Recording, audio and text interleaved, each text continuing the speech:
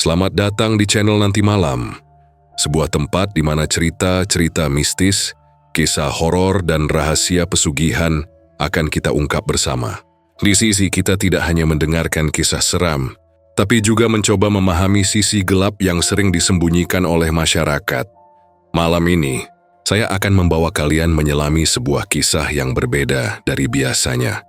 Sebuah cerita tentang pabrik kopi tua yang namanya sangat terkenal. Pabrik itu seolah tak pernah berhenti berproduksi. Selalu ramai pesanan, dan konon, omsetnya tidak pernah menurun meski banyak pesaing baru bermunculan. Bagi orang awam, mungkin hal itu dianggap sebagai hasil kerja keras dan strategi bisnis yang hebat. Tapi bagi warga sekitar, ada bisikan-bisikan yang tak pernah hilang. Bisikan tentang bau kopi yang bercampur amis darah. Bisikan tentang suara jeritan yang kadang terdengar dari gudang belakang. Dan bisikan paling menyeramkan, bahwa kejayaan pabrik ini bukanlah hasil usaha biasa, melainkan hasil dari sebuah pesugihan hitam. Pesugihan, bagi sebagian orang, adalah jalan pintas, cara untuk mendapatkan kekayaan dan kekuasaan dalam waktu singkat. Tapi semua itu tidak pernah gratis. Selalu ada harga yang harus dibayar, dan harga itu biasanya adalah nyawa manusia. Disinilah tumbal menjadi syarat mutlak, dan seringkali yang menjadi korban adalah orang-orang tak berdaya. Orang-orang yang dianggap tidak akan dicari oleh siapapun, atau mereka yang memang sudah ditakdirkan menjadi pengorbanan. Cerita yang akan kalian dengarkan malam ini berawal dari seorang mahasiswi bernama Rani. Ia hanyalah seorang gadis sederhana yang mendapatkan kesempatan magang di pabrik kopi tersebut. Bagi Rani, sini adalah langkah kecil menuju masa depan cerah. Tapi ia tidak pernah menyangka, langkah kakinya justru membawanya ke dalam lingkaran hitam yang mematikan. Larangan-larangan aneh, suara-suara misterius di gudang, hingga ritual yang tak masuk akal. Semuanya mulai ia rasakan. Dan puncaknya, pada sebuah malam Jumat Kliwon, malam yang dipercaya sebagai puncak berkumpulnya energi gaib, Rani menjadi bagian dari sebuah perjanjian mengerikan. Apakah benar pabrik kopi itu berdiri di atas tumbal manusia? Apa yang sebenarnya terjadi pada Rani? Dan benarkah pesugihan bisa membuat sebuah usaha terus berjalan, meski dengan harga yang tak pernah bisa ditebus oleh harta? Semua jawabannya akan kita buka bersama. Jadi siapkan diri kalian, matikan lampu, pasang headset, dan jangan dengarkan cerita ini sendirian. Karena semakin malam, semakin tipis jarak antara dunia kita dan dunia mereka. Inilah kisah lengkapnya. Pesugihan pabrik kopi tumbal seorang gadis magang di malam Jumat Kliwon. Rani adalah seorang mahasiswi tingkat akhir dari jurusan manajemen. Usianya baru menginjak 22 tahun, dengan wajah manis dan pembawaan ramah. Di kampus Rani dikenal rajin dan tidak neko-neko. Saat kampus mewajibkan mahasiswa untuk melakukan magang, ia sebenarnya berharap bisa ditempatkan di perusahaan besar di kota. Namun nasib membawanya ke sebuah pabrik kopi tua yang ada di kampung sebelah. Pabrik itu cukup terkenal, meski bukan karena nama brand kopi modern, melainkan karena aroma khasnya yang konon sudah ada sejak puluhan tahun lalu. Bangunan pabrik itu berdiri megah tapi tua, dikelilingi pagar tinggi dari besi yang sudah mulai berkarat. Cat dinding luarnya kusam, warnanya pudar, dan beberapa bagian mulai terkelupas. Jendela-jendela besar berderet, kaca-kacanya berdebu dan tampak tidak pernah dibersihkan. Saat pertama kali melangkah masuk, Rani bisa merasakan hawa dingin yang aneh, seperti hawa lembab bercampur bau kopi yang menusuk hidung. Bau itu begitu kuat sampai membuat Rani hampir pusing, padahal mesin produksi sedang mati ketika ia datang. Hari pertamanya berjalan cukup biasa. Jadi perkunnasen var saat mekker. Ada yang menyambut dengan ramah, namun sebagian besar terlihat dingin dan kaku. Mereka seperti tidak terbiasa dengan orang baru, seakan ada jarak yang sulit ditembus.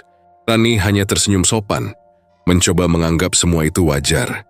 Toh ia hanya magang sementara, tidak akan lama di sini. Mesin-mesin tua di dalam pabrik itu menjadi perhatian Rani. Suaranya berderak keras setiap kali digunakan, membuat siapapun yang mendengarnya sedikit bergidik. Getaran mesin bahkan bisa terasa sampai ke lantai.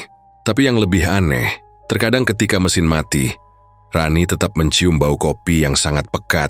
Bau itu muncul tiba-tiba, begitu kuat seperti ada yang sedang menumbuk biji kopi segar tepat di sebelahnya. Pernah suatu kali, Saat ia sedang mengetik laporan di ruang kecil dekat gudang, hidungnya menangkap aroma itu begitu menyengat. Ia sampai menoleh ke kanan dan kiri, padahal jelas tidak ada siapa-siapa. Mesin pun sunyi. Wah, mungkin indera penciumanku terlalu sensitif. Pikir Rani mencoba menenangkan diri, tapi jauh di dalam hatinya ada rasa tidak enak. Hal lain yang membuatnya resah adalah suara langkah kaki. Gudang belakang letaknya agak jauh dari ruang kerja, dan biasanya tidak ada karyawan yang lewat sembarangan ke sana. Namun beberapa kali Rani mendengar suara seperti sandal jepit yang diseret, pelan tapi jelas, menuju ke arah gudang. Pernah juga ia mendengar suara sepatu berat menghentak lantai, seakan seseorang sedang berjalan terburu-buru. Setiap kali ia memberanikan diri menengok, gudang itu selalu kosong. Pintu terkunci, lampu mati, tak ada siapapun. Rani mulai merasa pabrik itu menyimpan sesuatu yang tidak biasa. Tetapi ia tidak mau berpikir berlebihan. Dalam budaya Jawa sering dikatakan, yen kowe rumangsa ojo nganti ngundang. Kalau merasa ada sesuatu, jangan sampai memanggil atau mengundang yang tidak perlu. Maka Rani lebih memilih diam, menekan rasa penasarannya dalam-dalam. Namun semakin ia mencoba menolak perasaan itu, semakin sering hal-hal aneh terjadi. Suatu sore, saat semua pekerja sudah pulang dan hanya tersisa dirinya yang menyelesaikan data, Rani mendengar suara lirih. Suara itu seperti bisikan samar, seakan ada orang yang menyebut namanya. Rani, tubuhnya langsung merinding. Dia main ke segala arah, tapi ruang itu kosong. Paling cuma halusinasi. Tuh aku kecapekan, gumamnya sambil menepuk pipi sendiri untuk mengusir rasa takut. Tetapi kemudian, kursi di seberang meja berdecit pelan, seperti ada yang menarik dan mendudukinya. Padahal jelas-jelas ia sendirian. Jantung Rani berdegup kencang. Ia buru-buru membereskan laptop dan buku, lalu lari keluar ruangan tanpa menoleh lagi. Di rumah, Rani menceritakan hal itu kepada ibunya. Namun sang ibu hanya menasehati dengan tenang, "Nduk, yen kowe ana ing panggonan anyar, ojo sembrono. Ojo sok rumangsa wani. Ojo ngomong sembarangan. Sing penting hati-hati, eling lan waspada." Rani mengangguk pelan, meski rasa penasaran dan takut bercampur jadi satu. Hari-hari berikutnya berjalan sedikit lebih tenang. Meski rasa aneh itu tak pernah hilang, pabrik kopi tua itu seolah menyimpan napas lain. Kadang saat Rani masuk pagi-pagi, ia melihat karung-karung kopi yang semalam ditumpuk rapi. Mendadak posisinya berubah, seperti ada yang memindahkannya diam-diam. Ketika ia tanya pada karyawan lain, mereka hanya menjawab singkat, "Oh, mungkin shift malam yang mindahin." Tapi anehnya, tidak pernah ada laporan resmi tentang adanya shift malam.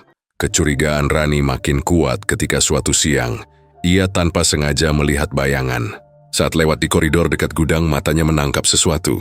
Ada sosok tinggi besar berwarna hitam melintas cepat di balik pintu kaca buram. Rani sontak berhenti, tubuhnya kaku. Bayangan itu tidak seperti manusia biasa. Tubuhnya lebih besar, kepalanya agak membungkuk, dan matanya, ya Tuhan, matanya merah menyala meski hanya sepersekian detik. Rani gemetar, tapi ketika pintu dibuka, gudang itu kosong melompong. Karung-karung kopi tersusun rapi, tidak ada siapapun di dalam. Ia menutup pintu perlahan, dadanya masih berdegup keras.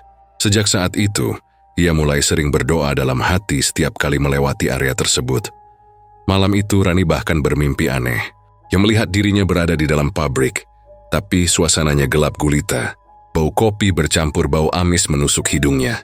Tiba-tiba, ia mendengar suara orang-orang membaca mantra dengan bahasa yang tidak ia pahami. Dari tengah lingkaran muncul sesosok makhluk besar dengan tubuh tertutup bulu hitam. Matanya menyala merah. Mulutnya ternganga memperlihatkan gigi tajam. Makhluk itu menoleh ke arahnya sambil berkata dengan suara berat, "Kowe sing sabanjure, kamu yang berikutnya." Rani terbangun dengan keringat dingin membasahi tubuh. Ia gemetar, tangannya bergetar saat meraih botol minum. Mimpi itu begitu nyata, begitu jelas, seakan bukan hanya bunga tidur. Yuni bahkan masih bisa mencium bau kopi menyengat ketika membuka mata. Keesokan harinya, saat tiba di pabrik, Pak Arif, supervisor yang selama ini tampak ramah, mendekatinya. Wajahnya serius berbeda dari biasanya. Dengan suara rendah, ia berkata, "Rani, kalau nanti kamu lembur, jangan sekali-kali mendekat ke gudang belakang. Ingat itu, Foden yang tahu sih jangan pernah ke sana. Rani tercekat. Ucapan itu mengingatkannya pada mimpinya semalam. Ia ingin bertanya lebih jauh, tapi Pak Arif sudah pergi sebelum ia sempat membuka mulut. Sejak saat itu, rasa penasaran Rani justru semakin menjadi-jadi. Siapa nih sebenarnya yang ada di gudang belakang? Kenapa semua orang seperti menyembunyikan sesuatu? Dan kenapa ia merasa dirinya semakin sering diperhatikan? Tatapan beberapa karyawan seolah mengikuti setiap langkahnya, bukan dengan tatapan ramah, tapi dengan tatapan penuh arti. Seakan mereka tahu sesuatu yang tidak ia ketahui. Hari-hari berjalan dengan perasaan was-was. Rani mulai sadar bahwa pabrik ini tidak sekadar tempat bekerja. Le Saisons yang hidup di dalamnya. Sesuatu yang tidak bisa dijelaskan dengan logika. Dan tanpa ia sadari, langkah kakinya sudah berada terlalu jauh di dalam lingkaran misteri pabrik kopi itu. Hari itu masih terasa seperti hari-hari awal magang. Rani sedang duduk di ruang kerjanya, memeriksa berkas-berkas laporan produksi. Kertas-kertas itu penuh angka tentang jumlah karung kopi yang diproduksi, catatan distribusi, dan beberapa data yang menurutnya agak aneh. Ada bagian jumlah kopi masuk dan kopi keluar yang tidak seimbang. Seolah ada sebagian hasil produksi yang hilang begitu saja tanpa keterangan jelas. Tapi karena ia masih baru, Rani tidak berani banyak bertanya. Sore itu, Pak Arif mendekatinya. Lelaki itu berusia sekitar 50-an. Berperawakan tegap meski mulai membungkuk. Rambutnya sudah banyak memutih. Wajahnya keras dengan garis-garis tua yang dalam. Tatapannya selalu tajam, seperti bisa menembus pikiran orang. Selama ini, Pak Arif terlihat ramah, tapi selalu menyimpan jarak. Rani merasa hormat sekaligus segan padanya. Pak Arif meletakkan tangan di bahu kursi Rani, lalu menundukkan kepala sedikit agar suaranya terdengar pelan tapi jelas. "Rani," katanya dengan nada berat. "Kalau nanti kamu lembur, jangan sekali-kali masuk ke gudang belakang. Apalagi kalau malam Jumat Kliwon." Ingat itu, Rani terdiam. Kalimat itu diucapkan begitu serius, seolah sebuah peringatan penting. Dia hanya bisa mengangguk sopan, meski dalam hatinya muncul pertanyaan besar. Kenapa larangan seaneh itu harus diberi dengan nada sedemikian? Gudang belakang bukannya cuma tempat menaruh karung-karung kopi? Bukankah tugas karyawan juga kadang harus memeriksa stok di sana? "Baik, Pak," jawab Rani singkat, mencoba menahan rasa penasarannya. Tapi setelah Pak Arif pergi, pikirannya terus berputar. Hari itu, Rani mencoba mengamati lebih banyak tentang pabrik. Ia memperhatikan karyawan lain. Bagaimana mereka bekerja, bagaimana mereka saling berbicara. Anehnya, setiap kali topik obrolan mendekat ke arah gudang belakang, semua mendadak diam. Seakan ada kesepakatan tak tertulis untuk tidak membicarakan bagian itu. Bahkan saat istirahat makan siang ketika Rani pura-pura bertanya, "Gudang belakang itu dipakai untuk apa ya? Kok kayaknya jarang ada yang masuk?" Seorang karyawan hanya tersenyum kaku sambil menjawab, "Paling cuma gudang biasa, Mbak. Banyak debu. Gak usah ke sana, mending." Jawaban itu terdengar dibuat-buat. Rani bisa merasakan ada sesuatu yang ditutupi. Semakin dilarang, semakin besar pula rasa penasaran yang tumbuh di hati Rani. Malamnya, ketika ia pulang ke rumah kontrakan, pikirannya terus memutar ulang ucapan Pak Arif.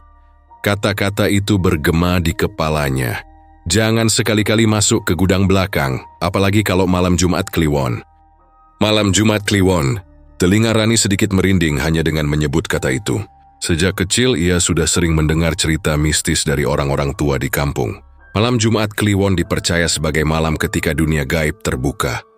Lebih lebar, ketika makhluk-makhluk halus keluar mencari teman, atau bahkan tumbal. Ibunya dulu sering berkata, "Nduk nek bengi Jumat Kliwon, ojo ado-ado, jodolan ojo ngapa-ngapa sing aneh-aneh. Jangan pergi jauh, jangan melakukan hal-hal aneh." Rani hanya menganggapnya mitos, tapi kini, setelah mendengar larangan dari Pak Arif, hatinya jadi tidak tenang. Hari-hari berikutnya berjalan agak aneh. Rani beberapa kali sengaja memperhatikan gudang belakang itu dari kejauhan. Pintu besinya selalu terkunci rapat. Gemboknya besar dan berkarat.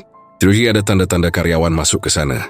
Namun anehnya, kadang terdengar bunyi samar dari dalam, seperti suara karung diseret atau benda jatuh. Pernah suatu malam ketika ia lembur, Rani mendengar suara seperti langkah banyak orang dari arah gudang. Padahal ia yakin semua karyawan sudah pulang. Suara itu membuat bulu kuduknya berdiri. Ia ingin lari, tapi rasa penasarannya menahan langkah. Ia berjalan pelan ke arah gudang, mencoba mengintip lewat celah kecil di pintu. Namun hanya kegelapan yang terlihat. Tidak ada cahaya, tidak ada gerakan. Tapi anehnya suara langkah itu masih terdengar jelas, berpindah dari satu sisi ke sisi lain, seperti orang yang sedang berbaris. Mungkin cuma tikus besar, pikirnya mencoba menghibur diri. Tapi dalam hati ia tahu, tidak ada tikus sebesar itu. Tidak ada tikus yang bisa membuat suara seperti sandal diseret di lantai. Keesokan paginya, Rani mencoba mencari jawaban. Ia memberanikan diri mendekati seorang karyawan tua bernama Pak Joko. Orangnya pendiam, kulitnya legam terbakar matahari, tapi tatapannya teduh. Rani merasa orang ini lebih bisa dipercaya dibanding yang lain. Saat mereka duduk di kantin, Rani berbisik, "Pak, kenapa ya kok gudang belakang kayak dilarang keras gitu? Saya dengar ada aturan tidak boleh masuk apalagi malam Jumat Kliwon." Pak Joko terdiam lama. Dia menatap keluar jendela, lalu menarik napas panjang. "Nduk, aku iki wis suwe kerja kene. Ojo takok soal gudang kuwi. Ora kabeh pitakon ono jawabane sing iso mbok tampung. Nah, aku sudah lama bekerja di sini. Jangan tanya soal gudang itu. Tidak semua pertanyaan punya jawaban yang bisa kamu terima." Rani tercekat mendengar jawaban itu. Ada ketegasan dalam suara Pak Joko, seolah memang ada sesuatu yang sangat berbahaya di balik pintu gudang itu. Hari-hari selanjutnya justru semakin membuat Rani penasaran. Suatu siang ia melihat dua orang karyawan masuk ke gudang belakang. Mereka membawa karung besar, wajahnya tampak tegang. Rani mencoba mendekat, tapi begitu mereka sadar Rani melihat, mereka langsung menutup pintu dengan keras. Tatapan mereka kepada Rani tajam, membuat gadis itu segera mundur dan pura-pura sibuk dengan catatan. Malam itu, Rani tidak bisa tidur. Bayangan gudang belakang terus menghantui pikirannya. Larangan yang diucapkan Pak Arif, sikap diam para karyawan, suara-suara aneh, semua membuat hatinya resah. Ia berusaha meyakinkan diri bahwa semua itu hanya kebetulan, hanya perasaan berlebihan. Tapi semakin ia menolak, semakin kuat pula firasat buruk yang menempel di benaknya. Suatu malam, ketika hujan deras mengguyur kampung, Rani sedang lembur sendirian. Listrik di beberapa ruangan pabrik sempat padam sebentar, membuat suasana makin mencekam. Dalam remang cahaya lampu darurat, ia kembali mendengar suara itu, suara langkah kaki dari arah gudang belakang. Kali ini lebih jelas, lebih dekat, seperti ada orang berjalan mengelilingi ruangan. Rani memberanikan diri berdiri. Kakinya gemetar, tapi rasa penasarannya mengalahkan rasa takut.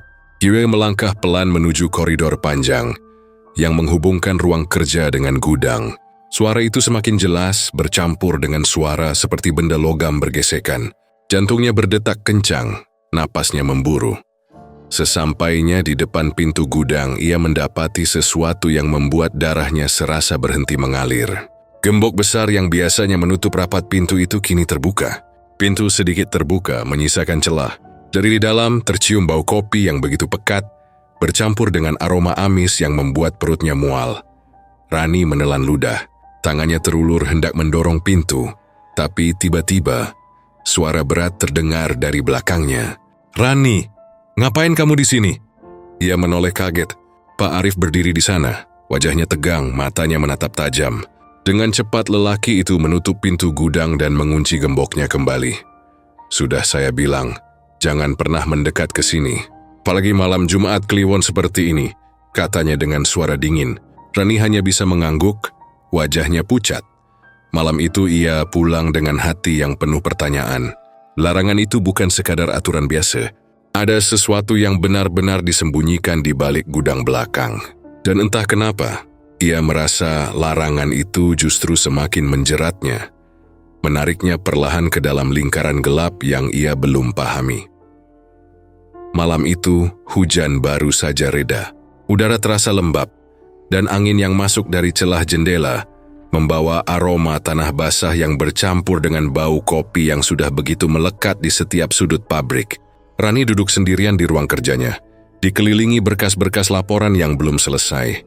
Matanya terasa berat, tapi ia harus menyelesaikan laporan magangnya malam itu juga, karena besok pagi harus diserahkan ke Pak Arif. Jarum jam menunjuk pukul 11 malam. Hampir semua karyawan sudah pulang. Hanya ada beberapa orang yang tadi masih terlihat di area produksi. Tetapi kini pabrik terasa sunyi. Hanya bunyi tetesan air hujan dari atap yang masih terdengar. Lampu neon di langit-langit beberapa kali berkedip, menimbulkan bayangan-bayangan bergerak yang membuat suasana semakin tidak nyaman. Rani menguap sambil mengusap wajah. Yui menatap layar laptop yang penuh angka dan tabel, berusaha fokus. Namun, di tengah kesunyian itu, telinganya menangkap suara aneh. Suara itu datang dari arah gudang belakang. Rani mengangkat kepala, menajamkan pendengaran. Suaranya samar, seperti ada sesuatu yang diaduk di dalam wadah besar. Suara gemericik cairan bercampur suara gesekan benda logam. Ia menelan ludah, jantungnya berdegup lebih cepat. Belum sempat ia berdiri, suara lain ikut terdengar. Suara lirih seperti bisikan doa atau mantra. Kata-katanya tidak jelas, tapi ritmenya konsisten. Seolah seseorang sedang melafalkan sesuatu dengan penuh khidmat. Deg-degan, Rani berdiri pelan. Rasanya tubuhnya menolak untuk bergerak, tapi rasa penasarannya lebih besar daripada ketakutannya. Ia melangkah keluar ruangan dengan hati-hati. Setiap langkah terasa berat, seakan udara di sekitarnya semakin pekat. Bau kopi yang sejak tadi samar kini semakin menyengat. Namun bersama dengan itu ada aroma lain yang menusuk hidungnya. Aroma amis seperti darah segar. Bau itu begitu kuat hingga membuat perutnya terasa mual. Koridor menuju gudang belakang terasa lebih panjang dari biasanya. Lampu-lampu di langit-langit berkedip, lalu satu persatu meredup menyisakan cahaya temaram. Bayangan Rani sendiri tampak bergoyang di dinding, membuatnya semakin gelisah. Dalam hati, ia mengingat pesan ibunya. Nduk nek ono sing aneh, ojo diterus-teruske. Ilinga, wong urip kowi ora dewekan. Nak, kalau ada hal aneh, jangan diteruskan. Ingatlah, manusia itu tidak pernah benar-benar sendirian. Namun langkah kakinya justru terus maju. Ia sampai di depan pintu gudang. Celah kecil di pintu besi itu memancarkan cahaya redup dari dalam.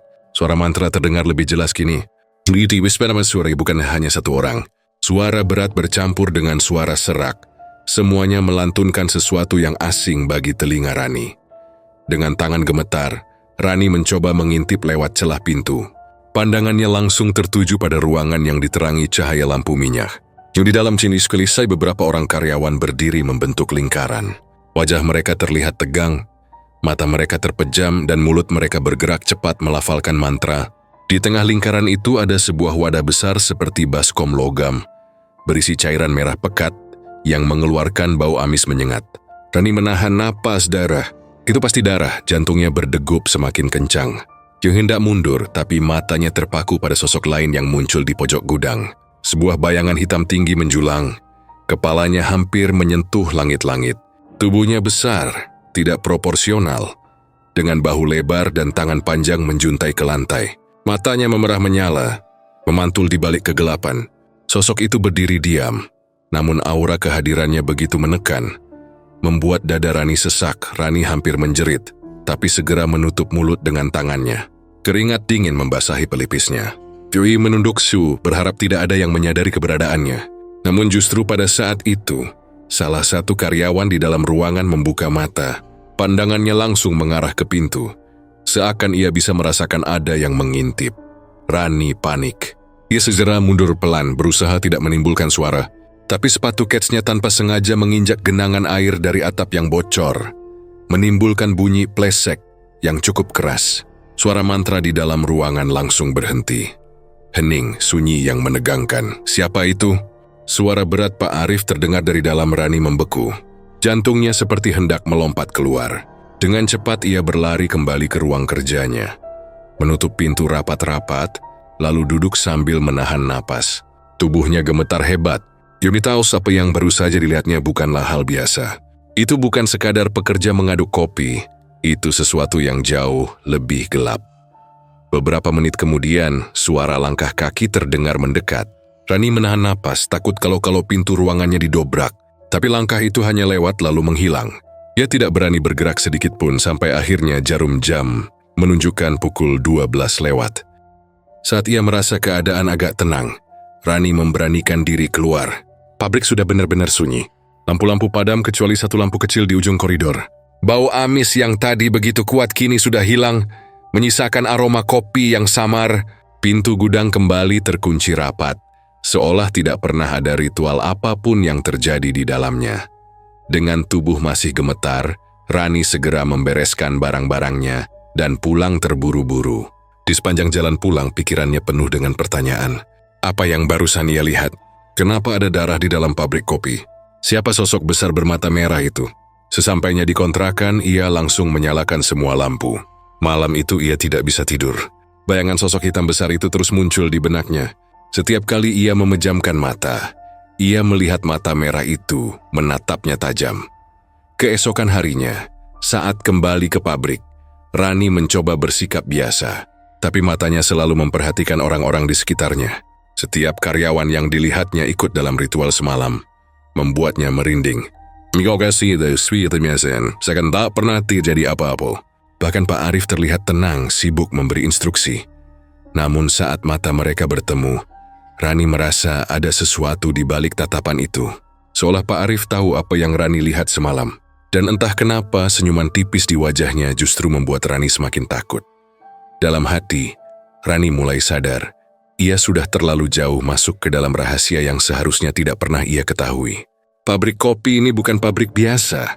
Ada sesuatu yang kelam, sesuatu yang berhubungan dengan darah, mantra, dan sosok dari dunia lain. Sejak malam itu, Rani tidak pernah bisa memandang pabrik kopi dengan cara yang sama lagi. Malam itu, rasa penasaran kembali menguasai Rani.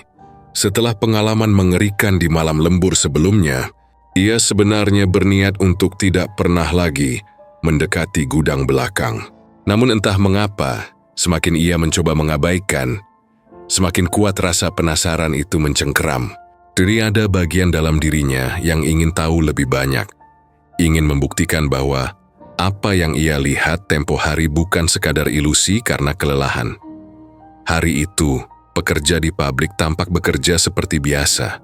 Suara mesin menggiling kopi bergema, aroma biji kopi yang baru dipanggang memenuhi udara. Semua tampak normal di permukaan. Namun Rani memperhatikan gerak-gerik orang-orang di sekitarnya, terutama Pak Arif. Tatapan mata supervisor itu terasa aneh, seolah mengawasi setiap langkahnya. Sudah saat ketika mata mereka bertemu, dan senyuman tipis Pak Arif membuat bulu kuduknya kembali berdiri. Ketika malam tiba, alasan lembur kembali datang. Laporan produksi harus selesai. Rani merasa lelah, tetapi mau tidak mau ia tetap duduk di depan laptop, menata angka-angka yang tak ada habisnya. Ruangan kembali sepi. Lampu-lampu bergoyang oleh hembusan angin dari ventilasi. Jam menunjukkan pukul 11:04. Lalu suara itu datang lagi. Samar-samar dari arah gudang. Kali ini lebih jelas. Suara mantra, suara orang berdesah berat, dan bau kemenyan bercampur dengan aroma amis yang menusuk hidung. Perut Rani terasa mual, tapi rasa ingin tahu mendorongnya bangkit. Ia berjalan menyusuri lorong dengan langkah hati-hati. Jantung berdetak tak karuan. Setibanya di depan pintu gudang, ia kembali menemukan celah kecil yang bisa ia intip. Dengan tangan gemetar, ia menempelkan matanya. Pemandangan di dalam membuat tubuhnya lemas. Di tengah gudang, beberapa karyawan berdiri mengelilingi sesaji yang diletakkan di atas lantai. Ada seekor ayam hitam yang sudah dipotong lehernya. Darahnya menetes ke dalam baskom logam besar. Di sampingnya, bunga 7 rupa berserakan. Asap kemenyan mengepul memenuhi udara, membuat ruangan tampak berkabut. Pak Arif berdiri di depan sesaji itu. Wajahnya serius, matanya terpejam. Bibirnya komat kamit melafalkan mantra yang terdengar asing. Di sekelilingnya, para pekerja mengikuti dengan lirih. Suara mereka seperti bisikan yang bergema di telinga Rani. Namun yang membuat lutut Rani benar-benar gemetar adalah sosok yang berdiri di pojok ruangan. Bayangan hitam tinggi menjulang, tubuhnya besar, hampir menyentuh langit-langit. Matanya merah menyala, memantulkan cahaya redup lampu minyak. Nafasnya berat, terdengar seperti desisan binatang buas. Aura kehadirannya begitu kuat, membuat udara di sekitar terasa menekan, sesak, dan dingin. Rani menutup mulutnya rapat-rapat agar tidak menjerit. Ia tahu betul makhluk itu bukan manusia. Itu sesuatu yang lain, sesuatu yang gaib. Makhluk itu tampak mengawasi ritual, seakan-akan sedang menerima persembahan. Pak Arif mengangkat tangannya lalu bersuara lantang. Gusti, sedoyo sampun kulo persembahke, tumbalan sesaji sampun wonten. Mugi rejekilan berkaboten kendat. Tuhan, Semua sudah aku persembahkan. Tumbal dan sesaji sudah ada. Semoga rejeki dan keberkahan tidak pernah berhenti. Seketika makhluk hitam itu menggerakkan kepalanya perlahan. Matanya menyala lebih terang, dan tubuhnya bergetar seperti menahan amarah atau rasa lapar yang mendalam. Baskom berisi darah diangkat oleh salah satu pekerja, lalu diletakkan tepat di depan makhluk itu. Dalam hitungan detik, darah itu seperti menguap, terserap entah kemana. Asap tipis merah kehitaman naik ke udara, melingkupi kepala makhluk itu. Rani hampir pingsan. Tubuhnya bergetar hebat, kakinya terasa lumpuh. Ia mundur sedikit, tapi tanpa sadar lututnya menyenggol dinding menimbulkan suara kecil. Kerak. Pak Arif terdiam, matanya perlahan terbuka. Ia menoleh ke arah pintu gudang, tepat ke arah tempat Rani bersembunyi. Tatapan matanya menusuk seolah menembus celah pintu. Rani panik, buru-buru menunduk. Jantungnya serasa meledak. Joya menahan napas, berdoa dalam hati agar tidak ketahuan. Ya Allah. Ojo nganti ketangkep. Ojo nganti ketangkep. Namun tiba-tiba suara berat menggema dari dalam ruangan. Bukan suara manusia, melainkan suara makhluk itu. Ana, Wong Jab. Ada orang luar. Rani langsung pucat pasi. Suara itu begitu menggelegar, meski lirih, tapi terdengar jelas hingga ke telinganya. Pak Arif segera memberi isyarat pada para pekerja. Cepat, tutup ritual. Sing sopo wae sing ngintip kudu digatekne. Cepat, tutup ritual. Siapapun yang mengintip harus diperhatikan. Rani berlari secepat mungkin meninggalkan pintu gudang, menahan air mata yang hampir pecah. Nafasnya tersengal, langkah kakinya berderap di lorong yang gelap. Dia masuk ke ruang kerjanya, menutup pintu, lalu bersandar dengan tubuh gemetar. Suara jantungnya sendiri terdengar begitu keras di telinga. Beberapa menit berlalu, hening, tapi Rani yakin sejak malam itu ia tidak lagi aman.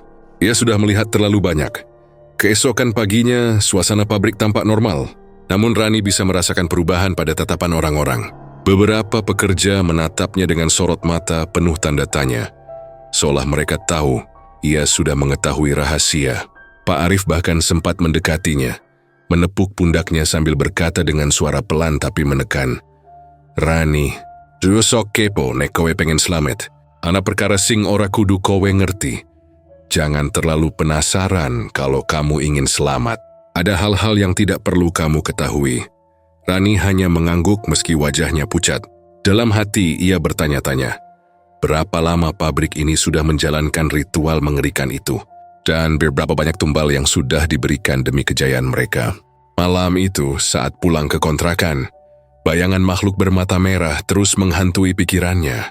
Setiap ia menutup mata, ia bisa mendengar kembali suara berat itu. Ana, Wong Jaba. Kata-kata itu seperti kutukan yang melekat di kepalanya. Rani sadar ia sudah masuk terlalu jauh ke dalam misteri gelap pesugihan pabrik kopi ini. Dan semakin dalam ia terjebak, semakin sulit ia untuk bisa keluar dengan selamat. Sejak malam ketika ia melihat ritual di gudang, hidup Rani tidak lagi sama. Ia berusaha bersikap normal setiap hari di pabrik, tersenyum tipis pada karyawan lain, pura-pura sibuk dengan laporan, dan seakan-akan tidak tahu apapun. Tapi di balik wajahnya yang tenang, hatinya dicekam rasa takut yang tidak pernah hilang. Setiap langkahnya seolah diawasi. Setiap tatapan karyawan membuat bulu kuduknya meremang. Bahkan ketika ia berjalan menuju kantin pabrik untuk makan siang, beberapa karyawan berbisik-bisik sambil melirik ke arahnya. Ia bisa merasakan tatapan yang bukan sekadar ingin tahu, melainkan tatapan menilai, seolah sedang mengukur sesuatu dalam dirinya. Rani hanya bisa menunduk, mencoba mengabaikan, meskipun keringat dingin membasahi punggungnya. Malam harinya, ia duduk di kontrakan sendirian, memandangi langit yang mendung. Suara kodok bersahutan dari sawah di kejauhan, sementara lampu jalan berkelip-kelip tak stabil. Rani teringat cerita lama yang pernah ia dengar dari warga sekitar pabrik. Gosip yang dulu ia anggap hanya bumbu cerita orang kampung. Pabrik kopi iku ora nat sepi. Orderannya terus akeh, nganti wong-wong kaget kok bisa. Tapi kono kui, saben malam Jumat Kliwon, mesti ono tumbal. Pabrik kopi itu tidak pernah sepi. Pesanan terus berdatangan, sampai orang-orang heran bagaimana bisa. Tapi katanya, setiap malam Jumat Kliwon pasti ada tumbal. Waktu pertama kali mendengar gosip itu, Rani hanya tertawa kecil, menganggapnya tak masuk akal. Mana mungkin perusahaan besar masih percaya hal-hal seperti itu. Namun setelah apa yang ia lihat sendiri di gudang, darah segar, mantra, dan makhluk hitam bermata merah, gosip itu tiba-tiba terasa begitu nyata. Hari-hari berikutnya Rani semakin resah. Ia merasa pekerja lain mulai bersikap berbeda terhadapnya. Diri yang terlalu ramah, dengan senyum yang terasa dipaksakan. Ada pula yang justru menghindari kontak mata, seolah tidak tega menatapnya.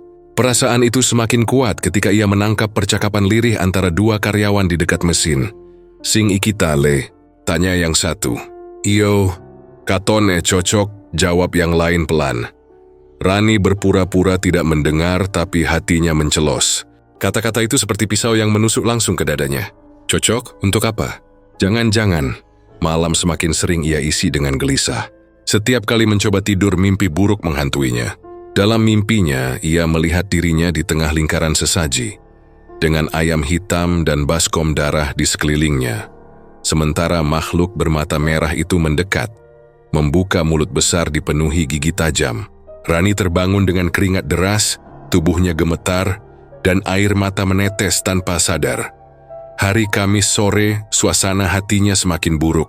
Besok malam adalah Jumat Kliwon. Kami tidak bisa menepis rasa takut yang tumbuh semakin kuat. Di pabrik suasana juga berbeda. Para karyawan bekerja seperti biasa, tetapi ada ketegangan yang terasa menggantung di udara.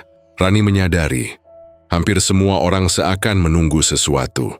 Ketika matahari tenggelam, Rani berusaha menyibukkan diri dengan pekerjaannya, berharap bisa segera pulang lebih awal. Namun tepat saat jam menunjukkan hampir pukul 11 malam, Pak Arif muncul di pintu ruangannya. Senyum tipis menghiasi wajahnya, senyum yang bagi Rani terasa lebih menyeramkan daripada ramah. "Rani," katanya datar, "ayo, ikut ke gudang sebentar. Ada pemeriksaan bahan baku. Biar kamu belajar juga, supaya nanti lebih paham prosesnya." Jantung Rani seketika berhenti berdetak. Kata-kata itu terdengar biasa, tapi ia tahu, bukan itu maksud sebenarnya. Pemeriksaan bahan baku di gudang tengah malam, itu tidak masuk akal. Dan kebetulan malam ini adalah Jumat Kliwon, tubuhnya terasa dingin. Dia mencoba tersenyum meski wajahnya kaku. "Pak, apa nggak bisa besok pagi saja? Juga masih ada dua yang harus saya rapikan." Namun Pak Arif menatapnya tajam. Tatapannya mengandung sesuatu yang membuat Rani merasa tak bisa menolak. "Sekarang Rani, cuma sebentar." Rani menelan ludah. Langkahnya terasa berat ketika ia bangkit dan mengikuti Pak Arif. Suara sepatu mereka bergaung di lorong pabrik yang sepi. Lampu-lampu temaram, beberapa bahkan sudah mati, membuat suasana semakin mencekam.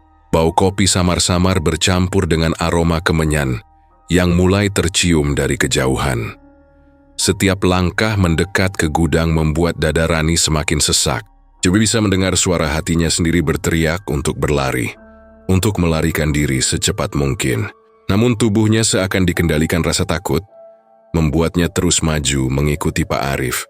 Sesampainya di depan pintu gudang, Rani melihat dua karyawan sudah berdiri di sana. Mereka menatapnya sekilas, lalu membuka pintu besi dengan suara berdecit panjang. Dari dalam, asap tipis mengepul, membawa aroma campuran kemenyan, bunga, dan sesuatu yang amis. Rani berdiri terpaku di ambang pintu. Ruangan itu diterangi cahaya lampu minyak yang redup. Di tengah lingkaran sesaji kembali tersusun ayam hitam yang baru saja dipotong, bunga 7 rupa kemenyan mengepul, dan baskom besar berisi darah segar yang masih hangat. Di sekelilingnya, para pekerja berdiri dengan wajah serius. Mulut mereka mulai berbisik melafalkan mantra. Dan di pojok ruangan sosok itu sudah ada. Makhluk hitam tinggi menjulang, dengan mata merah menyala yang langsung menatap lurus ke arah Rani. Tubuh Rani gemetar hebat. Dia ingin menjerit, ingin berbalik lari, tapi kakinya terasa terpaku di lantai. Nafasnya tersengal, matanya berkaca-kaca. Dalam hati ia berdoa, "Gusti, tolong. Tolong nanti aku dari tumbal. Tuhan, tolong. Jangan biarkan aku jadi tumbal." Pak Arif menoleh padanya, lalu tersenyum dingin. "Rani, wiswayahi. Iki kesempatan kanggo pabrik iki supaya tetap jaya. Kowe kudu legowo. Rani, sudah waktunya. Ini kesempatan bagi pabrik ini untuk tetap berjaya. Kamu harus ikhlas." Air mata Rani jatuh. Kini ia benar-benar paham. Ia yang dipilih menjadi tumbal malam ini. Rani ditarik masuk dengan kasar ke dalam gudang yang penuh asap kemenyan. Suara pintu besi ditutup dari belakang terdengar berat dan menyesakkan. Kunci berputar, seakan menegaskan bahwa jalan keluar benar-benar sudah tertutup baginya. Matanya langsung disambut oleh lingkaran sesaji di tengah ruangan. Ayam hitam dengan bulu yang masih meneteskan darah, bunga 7 rupa yang berserakan di lantai, dan baskom besar berisi cairan merah yang kental.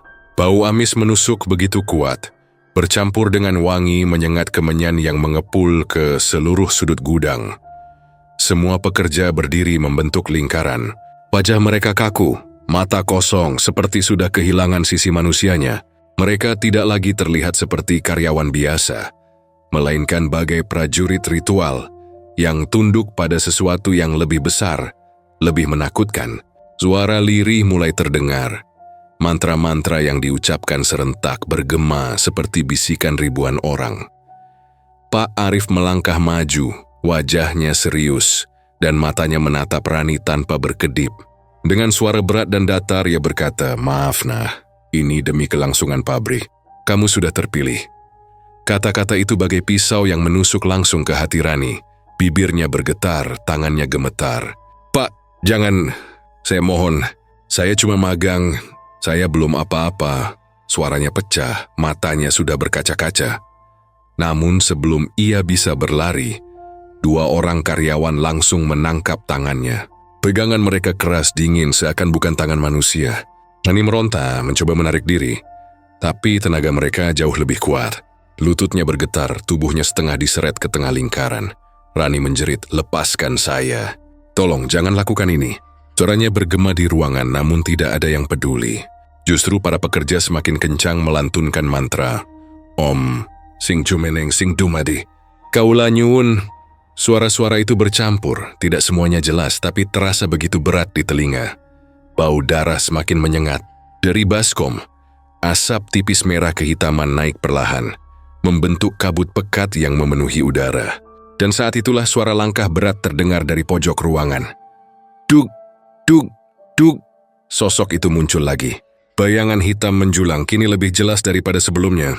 Tubuhnya jauh lebih besar, kepalanya hampir menyentuh atap gudang. Matanya merah menyala, sinarnya menusuk, membuat siapapun yang menatap langsung merasa ingin pingsan. Nafasnya berat, menggeram seperti binatang buas yang sedang kelaparan. Rani hampir pingsan melihatnya. Makhluk itu melangkah maju, dan setiap langkahnya membuat lantai bergetar pelan. Suasana semakin dingin, udara seperti disedot habis. Bulan purnama yang terlihat samar dari ventilasi atas memantulkan cahaya ke tubuh makhluk itu, membuatnya tampak semakin nyata. Pak Arif berlutut di hadapan makhluk tersebut, diikuti oleh semua pekerja lain. Suara mereka serempak berkata, "Gusti, tumbal sampun kulo siapke. Nampilan paringono berkah. Tuhan tumbal sudah kami siapkan. Terimalah dan bagi kami berkah." Darah Rani serasa membeku. Dia berteriak sekuat tenaga, jeritan yang memecah keheningan. "Tolong, lepaskan saya. Saya bukan tumbal. Saya manusia, tolong." Tapi jeritannya justru tenggelam oleh suara lain. Dari luar gudang, mesin-mesin pabrik tiba-tiba menyala sendiri. Suaranya bergemuruh seperti ribuan gigi baja yang bergerak bersamaan, menimbulkan getaran di seluruh bangunan. Bunyi mesin itu menelan jeritan Rani, membuatnya terdengar seperti bisikan kecil di tengah badai. Rani meronta semakin keras, tubuhnya bergetar karena ketakutan. Air matanya jatuh tanpa bisa ditahan. Ia merasa dirinya benar-benar sendirian, terjebak di ruang penuh kengerian ini tanpa ada yang bisa menolong. Pak Arif mendekat, wajahnya tetap dingin. "Dani ora kabe wong kuwi iso milih. Kowe saiki dadi persembahan lan iki wis takdirmu. Tidak semua orang bisa memilih. Kamu sekarang jadi persembahan, dan ini sudah takdirmu." Rani menggeleng keras, "Tidak, saya tidak mau. Saya bukan milik kalian. Saya cuma mau pulang." Suaranya parau, tubuhnya gemetar hebat. Makhluk itu kini berdiri tepat di depan Rani. Nafasnya terasa seperti angin panas bercampur bau anyir yang menusuk, membuatnya hampir muntah. Mata merahnya menatap langsung ke dalam mata Rani, seakan menembus pikirannya, menghisap keberaniannya sedikit demi sedikit. Rani menutup matanya rapat, berdoa sekuat tenaga. Dalam hatinya ia terus mengucap, "Ya Allah, lindungi aku. Ojo nganti aku dadi korban." Air matanya mengalir deras, tubuhnya terasa ringan seperti hendak pingsan. Namun justru di tengah keputusasaan itu, ia mendengar suara aneh. Bukan dari manusia, bukan dari makhluk itu, melainkan suara kecil dalam hatinya sendiri. "Bertahanlah. Jangan diam, lawan." Suara itu samar, tapi membuat dadanya kembali berdegup keras. Dengan sisa tenaga, Rani menendang baskom darah di depannya. Baskom itu terguling, isinya tumpah ke lantai. Darah kental mengalir ke segala arah, menciptakan pola acak di lantai gudang. Para pekerja serentak terkejut, beberapa dari mereka menghentikan mantra. Makhluk itu menggeram keras, suara menggelegar yang membuat kaca jendela bergetar. Matanya semakin menyala, aura marah terpancar dari tubuhnya. Pak Arif menoleh dengan wajah murka. "Apa yang kamu lakukan? Bodoh!" Rani memanfaatkan momen itu untuk meronta dengan sekuat tenaga. Dia menggigit tangan salah satu pekerja yang memegangnya, hingga orang itu berteriak kesakitan dan melepaskannya. Dengan cepat Rani berlari ke arah pintu, namun pintu itu terkunci rapat. Dia menghantamnya berkali-kali dengan bahu.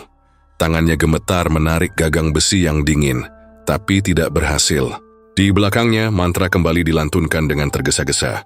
Makhluk itu menggeram semakin keras, langkahnya berderap mendekat. Rani berbalik, melihat bayangan besar itu semakin dekat. Dia menjerit histeris, tangannya terus menghantam pintu. "Tolong bukakan, saya tidak mau mati di sini." Dan tiba-tiba, suara mesin di luar semakin keras. Suara gilingannya berubah seperti raungan panjang yang menusuk telinga. Lampu di gudang berkedip-kedip, lalu beberapa padam. Bayangan makhluk itu menutupi hampir seluruh ruangan. Rani merasa dunia seolah runtuh di sekitarnya. Ia tahu sih malam itu adalah malam terburuk dalam hidupnya. Malam ketika ia berhadapan langsung dengan kematian yang disamarkan sebagai persembahan. Teriakan terakhirnya menggema, bercampur dengan suara mesin yang meraung seperti monster besi. Pagi itu, sinar matahari menembus kabut tipis yang masih menggantung di sekitar bangunan pabrik kopi. Burung-burung berkicau, truk-truk pengangkut masuk ke halaman, dan pekerja berdatangan dengan wajah yang tampak biasa saja. Mereka bercakap-cakap, mengangkat karung kopi, menyalakan mesin produksi. Semua berjalan seperti rutinitas sehari-hari. Tidak ada yang aneh, tidak ada yang berbeda. Seolah malam sebelumnya hanyalah mimpi buruk yang tak pernah ada. Namun ada satu hal yang tidak lagi terlihat. Rani. Gadis magang itu hilang begitu saja. Meja kecilnya di sudut ruang administrasi kosong, kursinya rapi, seakan ia tak pernah duduk di sana. Catatan kerjanya tertinggal. Beberapa kertas masih tersusun rapi di map biru. Ballpoint kesukaannya tergeletak tanpa pemilik. Di kampus, kabar itu mulai terdengar. Teman-teman seangkatannya mulai bertanya-tanya, "Kok Rani nggak kuliah lagi ya? Katanya cuma magang, kok nggak balik-balik?" Bisikan-bisikan beredar, beberapa dosen pun ikut heran. Saat pihak kampus menghubungi pabrik, jawabannya singkat dan datar. Rani sudah mengundurkan diri dengan alasan pribadi. Tak ada penjelasan lebih jauh, namun cerita itu tidak menutup tanda tanya besar.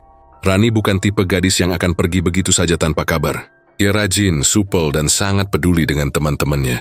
Orang-orang yang mengenalnya merasa janggal, tapi tidak ada yang bisa berbuat banyak. Hari-hari berikutnya, gosip mulai beredar di kalangan warga desa sekitar pabrik. Mereka yang tinggal dekat gudang belakang sering mengaku mendengar sesuatu. Suara lirih di malam hari, yang makin lama makin jelas, seperti tangisan seorang perempuan. Kadang berupa jeritan, kadang rintihan yang panjang dan memilukan. Suara itu biasanya terdengar menjelang tengah malam, lebih sering lagi saat malam Jumat Kliwon. Suara iku koyo cah wadon nangis. Bisik seorang warga kepada tetangganya di warung kopi. "Yo aku yo krunggu. Saben Kliwon mesti ono sing bengok. Denging sapa sing wani cedak kudang kuwi," saut yang lain dengan wajah ketakutan. Cerita itu menyebar cepat. Ada yang bilang Rani sebenarnya tidak hilang, melainkan ditelan oleh pabrik itu sendiri. Ada pula yang berani bersumpah melihat bayangan putih berlari di sekitar pagar besi gudang, hanya untuk menghilang seketika saat didekati. Bau kopi bercampur sesuatu yang lain pun semakin terasa. Bagi orang luar, pabrik itu terkenal dengan aromanya yang khas. Kopi hitam pekat dengan rasa kuat yang digemari banyak orang. Tapi bagi warga sekitar, ada saat-saat tertentu aroma itu berubah. Ketika malam semakin larut, apalagi di malam keramat, bau kopi itu bercampur dengan bau amis darah yang menyengat. Hidung mereka yang peka bisa langsung mengenalinya. Membuat bulu kuduk meremang. Ake wong tuku kopi saka kene. Nanging orang ngerti yen kopi kuwi ono tumbale, kata seorang kakek tua di gardu ronda. Ora ana sing wani ngomong blak-blakan. Nanging kabeh ngerti pabrik iki uripe saka pesugihan. Dan memang benar, pabrik itu tetap berdiri megah. Pesanan tidak pernah sepi. Setiap hari, truk-truk penuh karung berangkat ke kota besar. Mengantar produk ke kafe, restoran, bahkan diekspor ke luar negeri. Pabrik itu seakan tidak pernah mengenal kata rugi. Rezeki mengalir deras tetapi dengan harga yang tidak pernah terlihat oleh mata orang awam. Harga yang dibayar dengan nyawa manusia. Nyawa yang dipilih pada malam-malam tertentu. Orang-orang yang bekerja di dalam pabrik pun jarang ada yang mau membicarakan hal itu. Mereka hidup seperti orang bisu, menutup mulut rapat. Ada rasa takut sekaligus rasa pasrah. Mereka tahu ada sesuatu yang gelap di balik dinding-dinding pabrik, tapi memilih bertahan demi gaji, demi keluarga, demi kehidupan. Diam adalah cara mereka untuk selamat. Namun ada juga beberapa pekerja baru yang tak kuat menahan beban. Konon pernah ada seorang karyawan muda yang keluar tiba-tiba tanpa pamit meninggalkan gaji terakhirnya.